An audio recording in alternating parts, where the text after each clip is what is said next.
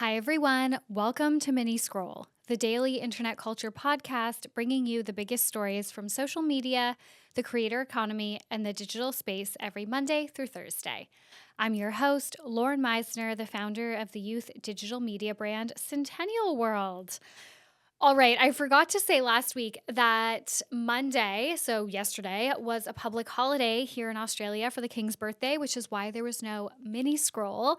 But weirdly enough, I am actually recording this on Monday because I have a full day tomorrow and I just have no time to do mini scroll. So these stories are from over the weekend. Hopefully nothing major breaks overnight. But I guess I'll talk to you guys about that on Thursday if something really crazy happens. Because obviously tomorrow, Wednesday, is Let the Girls Game. Anyways, over the weekend, I actually did watch Dancing with the Devil, that 7M TikTok cult Netflix docu-series. I was going to talk about it today. I have a lot of stories, so I'm not going to talk about it because I'm also considering making it into a bigger episode, like a deep dive or something. So we'll see. Stay tuned for that. But no, I did watch it. I have lots of thoughts. It was good. I recommend watching it. It was pretty wild, the fact that it combined literally all of my interests, like TikTok, religious trauma, cults, nothing gets me going, basically those three topics. So it was right up my alley. Anyways, guys, like I said, I have a lot of stories today and some of them bleed into each other and whatever. So let's just get right into it. So the first story that I have, I want to do a full breakdown for you guys on the Cody Ko drama. So Cody is a 33-year-old YouTuber, podcaster, and musician who got his start on Vine. He has over 6 million subscribers and is now married to fellow creator Kelsey Kreppel. Cody's name has been circulating all over social media this past week because of two major allegations against him, and one was brought about by Tana Mongeau. So about 2 years ago, Tana revealed on her podcast, Canceled, that she had slept with Cody Ko. She also revealed that she was maybe 17 or 18 at the time. So she kind of said it in this throwaway, oh, I was maybe 17 or 18. People did the math. They found that Cody would have been around 25 at the time of sleeping with Tana. So this was a minor scandal, but because she said she might have been 18, it didn't really go very far. Cody allegedly did limit the comments on his channel to filter out Tana's name, and he also apparently took about 2 weeks off of posting at the time, but aside from that, nothing much came of it. However, this particular situation was brought back up this week when a clip from the Canceled podcast tour live went viral. So the clip was from Tana and Brooke's show in Sacramento on May 30th.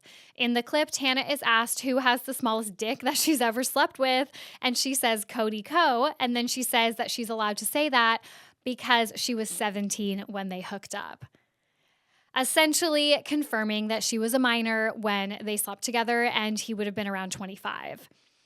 So this viral video has now really put a spotlight on Cody and his past behavior, which has in turn led to the resurfacing of allegations against his friend Kobe, who used to film vlogs with Cody. So Kobe and another man were accused of sexually assaulting a woman at university and filming it without her consent. I'm not going to go into the details. You can Google it. It's all over Reddit. There's news articles about the update because the woman did actually press charges against them. But it's quite upsetting. And Cody did continue to be his friend. He continued to film with him. And he was also a groomsman in his wedding.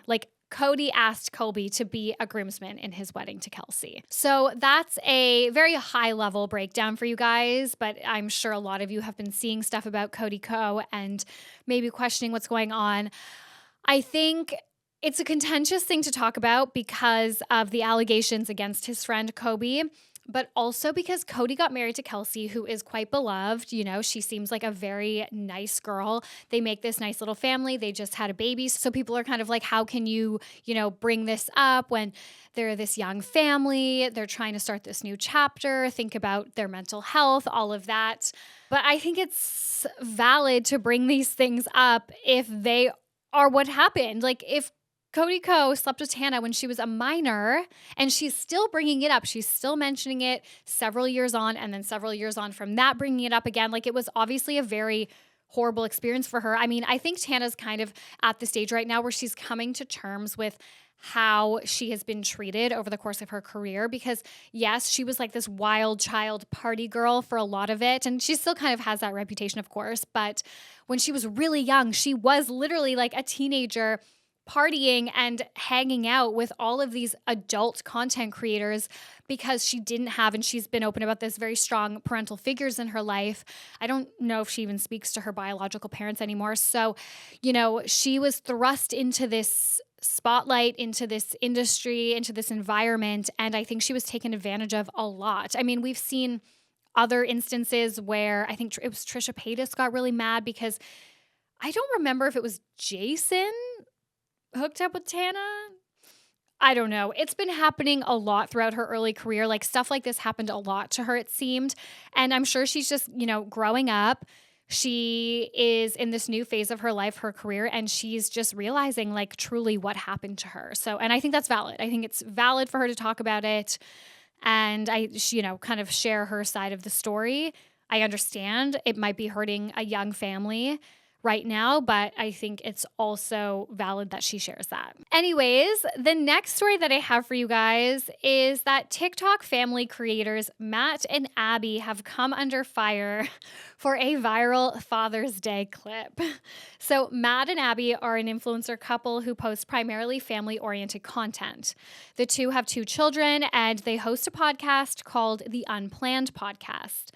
I was actually introduced to them through the Della Vlogs, like adoption drama that happened. I don't know if you guys remember that, but this family vlog channel, the Della Vlogs, they were having trouble conceiving for a long time, so they thought about adopting. I think they made that public on their channels and stuff. They got reached out to by a woman who said that she was pregnant and wanted to give them, I think it was twins. I think it was twin girls. And they went through the whole process with her, and they like met up with her and all this stuff. They were going to adopt her babies, and it turned out that she wasn't actually pregnant.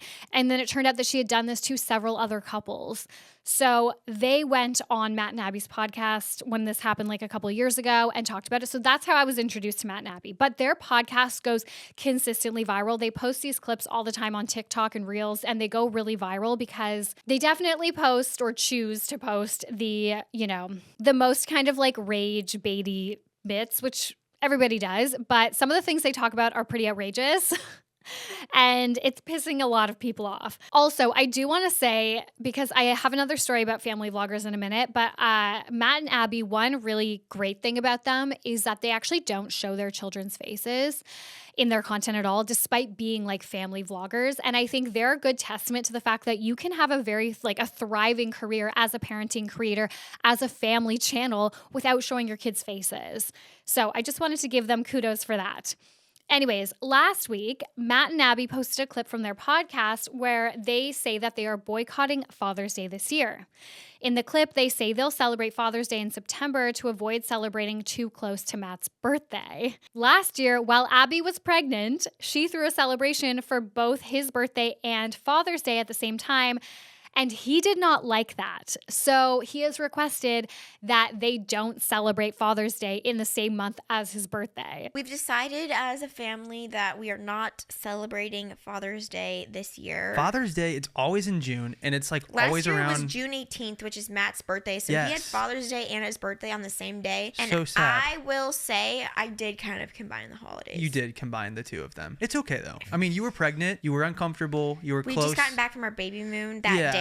I got you a cake from DQ. I guess we had just gotten home. And had our family over and grilled. Well, I grilled, but I know a lot of dads grill on their birthday. Yeah. But yeah, we had Father's Day. And I grew your child. You did grow my child. All day, every day. But like Father's Day and my birthday were the same exact day. Yeah, and it kind of was a bummer. I'm going to be honest with you, I failed you. I'm hey, so sorry. But you know what? This year, we're boycotting Father's Day for the month of June and celebrating it 3 months after my birthday. The couple explained that they, quote, talked about it, and we think it's best if Matt celebrates Father's Day in September and plan to make a big hoopla about it since nothing goes on in September.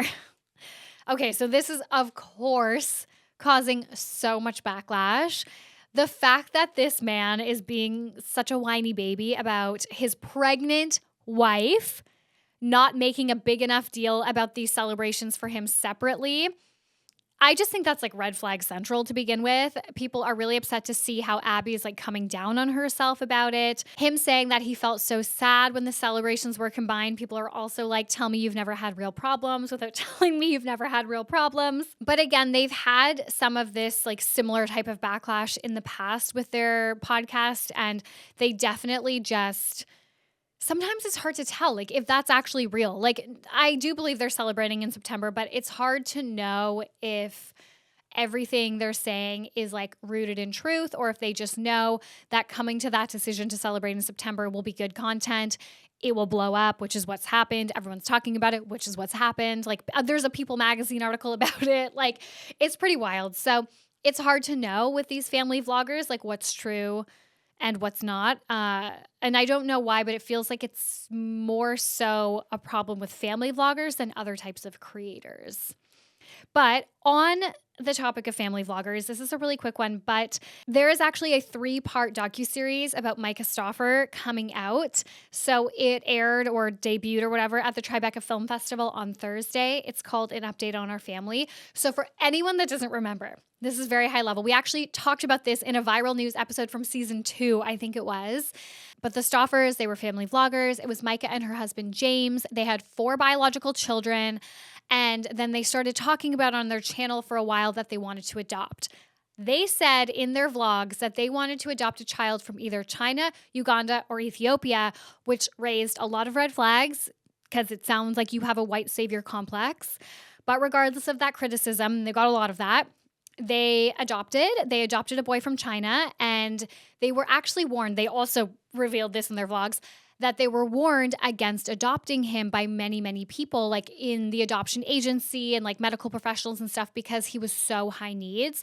So they called him Huxley. Huxley was on the spectrum, and he also apparently had possible brain damage. So when they adopted him, they, shared the whole adoption process, and then they shared tons of content about him. 3 years later, in 2020, they made a video.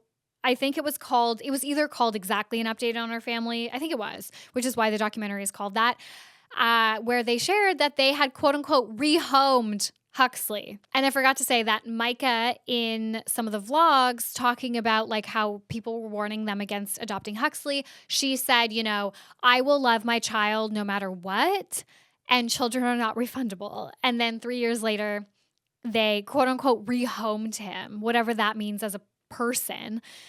So they said that they reached out to an adoption agency, and, they worked with them to find a mother that would be better suited for his needs, because they said his special needs were so much bigger than they were led to believe. This got so much backlash, and I'm pretty sure that they are kind of like off the internet now. She ended up making a statement, like a Notes app apology, apologizing for like being naive about the adoption process and stuff.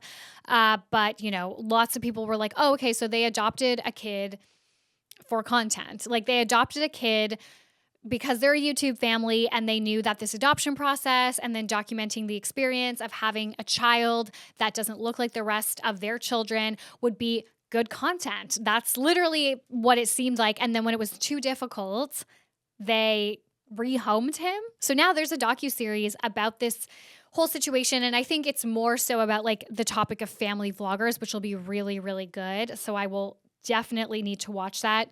I hope it comes to a streaming service. Sometimes these docuseries and things that premiere at these film festivals, like, just, I don't know where they go. Can anybody tell me where they go? Sometimes I feel like they don't go anywhere, but hopefully a streaming service will pick it up, because I'm very, very interested to watch that. I also saw that they've interviewed a lot of YouTubers that I recognized, like Shannon Rose.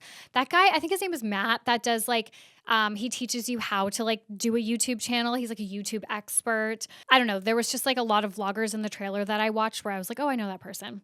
So that's the latest on family channels. The next story that I have for you guys is that Sabrina Carpenter has released a new single, Please, Please, Please.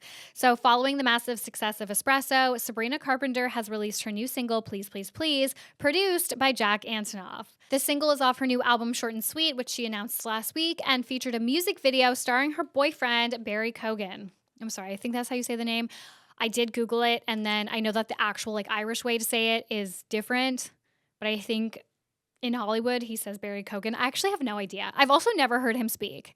I don't really know who he is. Does anyone else feel like that about him? Also, I need to take back what I said last week. So last week, I was talking about how espresso is so like bubblegum pop, and it's possible that Short and Sweet will be kind of like her pop girly like sellout era, just so that she can like reach the pinnacle of success that she is striving for and deserves. And then she can start releasing songs that feel more like her style, because I would say her style is like definitely pop, but it's also like pop. I would say it's like pop ballads mixed with like a bit of like country and folk. Now though, Please Please Please is that. Like Please Please Please is not that like hyper bubblegum pop the same way that espresso is. It reminds me very much of her typical like music and her sound, which I really appreciate. So I think that this album will be like a mix of all of it. But yes, I like the song. The music video is very fun. I like it a lot. They have a lot of chemistry. What the fuck? I know that they kind of started off as like allegedly PR, but it's working out for them. I do believe that they are actually dating now. After seeing that music video, I'm like, yes, something is going on here. Okay, and the last story that I have for you guys. This is like not really one specific story, but it's more just like a cultural shift, I would say, that we are seeing that has started to make waves on TikTok. So we know there's been so much discourse this year about tradwife accounts and how so many of them are kind of like disingenuous. A lot of them are married to very wealthy men where they can just have access to so much more than like what a typical quote unquote tradwife or like stay-at-home mother, stay-at-home wife would be. There's also a lot of discussion around the fact that like women who are stay-at-home moms and stay-at-home wives are not inherently tradwives, but like sometimes the women on these apps that are creating tradwife content are branding themselves as that. Tradwife is like an ideology, a very sinister ideology. So there's a lot of kind of confusing messaging, I think, now online about like a stay-at-home mom versus a tradwife. And of course, a lot of these creators that are making tradwife content and pushing this ideology and this lifestyle, they have their own careers. Like they are creators. And if they're based in the US and there's some other regions as well that have the creator fund, but especially in the US where the creator fund is so lucrative, like they are making possibly hundreds of thousands, if not honestly millions of dollars themselves between brand deals, the creator fund, all of that kind of stuff. So, you know, they're not actually tradwives. Like they are working like very lucrative jobs. And if anything goes awry in their marriage, they have a massive safety net to be able to take care of their children. So anyways, that's like a very high level summary of why that's not necessarily an accurate representation of tradwife life. So because of that, there's been a lot of deconstruction around these accounts and like what the tradwife ideology actually represents, like I said. And now we're starting to see a shift in some of these creators. These creators are starting to like move away from making videos glorifying domestic labor and starting to make videos that seem more authentically like, here's the day in my life. Like they're starting to kind of, I guess, pull back from like the tradwife or even like stay-at-home labels because of so much of the discourse, I believe, this year. And I do believe a lot of these like tradwife creators don't really realize what a tradwife means. And I think over the course of the last 6 months, a year, where we've been talking about it a lot more, some of them probably are like, okay, I don't want to be associated with white supremacy. Like that's not what I'm trying to actually share. I'm trying to share like recipes and homesteading and things. And I know more than anyone, it's a slippery slope. The crunchy to alt-right pipeline is very real. But regardless, there are a lot of women that make this content who I imagine would have been learning over the last however many months that like labeling themselves as that and pushing that ideology is possibly harmful. And maybe this is me giving them the benefit of the doubt, but like I'm going to, okay? I'm going to. I believe that they're pulling back because they don't want to be associated with the tradwife label because we're learning more about what it means. And also I think that they are pulling back because they don't want to be promoting like a harmful ideology and a harmful way of life to women that don't have the safety net that they do possibly. So creator Carol Claire Burke, who has been at the forefront of debunking TikTok tradwives, articulated the shift in a new video this weekend, saying that basically tradwives, these creators, they're brands, right, at the end of the day, and they're adapting to audience feedback. Yes, we've noticed a pretty major change in, I think, all of the tradwife or domestic labor accounts that we have been talking about throughout this discourse.